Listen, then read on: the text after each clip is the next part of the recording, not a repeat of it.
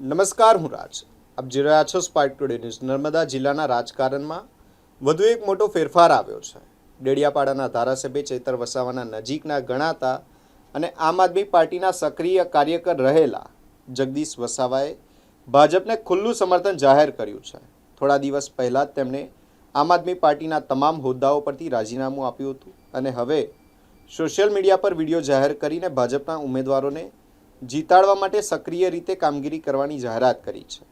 જગદીશ વસાવાએ વિકાસ અને સુશાસનને ધ્યાનમાં રાખીને આ નિર્ણય લીધો હોવાનું જણાવ્યું છે. આ પગલાંને કારણે જિલ્લામાં રાજકીય ગરમાવો વધુ તેજ બન્યો છે. જ્યાં એક તરફ આમ આદમી પાર્ટીને ફટકો માનવામાં આવી રહ્યો હોય તો બીજી તરફ ભાજપ માટે આ સમર્થન વધારતું પગલું ગણાઈ રહ્યું છે. આજે અમારા આગેવાન જગદીશભાઈ ને ધમાભાઈ આમ આદમી પાર્ટીમાંથી રાજીનામું આપેલ છે, તો એમના હાથે અમે ભેગા થયા છે ને હવે જગદીશભાઈ જે ડિસિઝન લેશે તે અમે સ્વીકારશું. તે રીતે આ જગદીશભાઈ કંઈ કહેશે આપણને દે. સૌને જય આદિવાસી, જય જોહાર. ટૂંક સમય પહેલાં જ અમે આમ આદમી પાર્ટીમાંથી રાજીનામું આપેલ છે.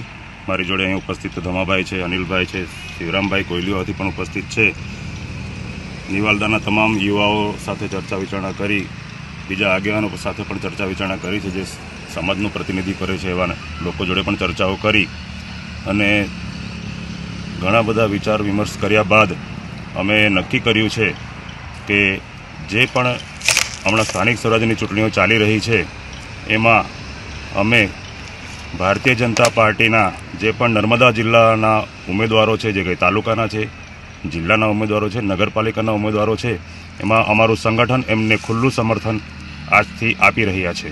ધન્યવાદ. જય આદિવાસી.